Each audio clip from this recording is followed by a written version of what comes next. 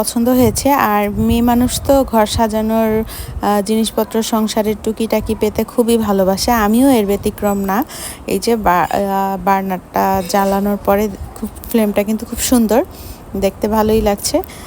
তো ফার্স্টে আমার কাছে মনে হয়েছিল যে ক্লিন করাটা একটু ঝামেলা হতে পারে, তো পরে দেখলাম যে না, এই পার্ট বাই পার্ট খোলা যায়। এই যে লাগানো কমপ্লিট হয়ে গেছে, সাথে উপরে একটা স্ট্যান্ড ছিল ছোট পাতিল বসানোর জন্য।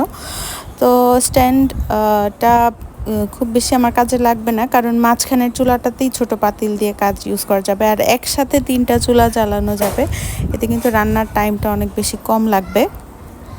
তো এই যে চুলাটা দেখতে পাচ্ছেন, মাশাআল্লাহ খুবই সুন্দর হয়েছে। তো থ্যাঙ্কস আমার বোনকে।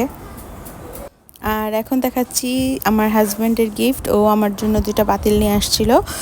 যেহেতু আমি কুকিংয়ের ভিডিও আপলোড করি বা ভ্লগিং পছন্দ করি,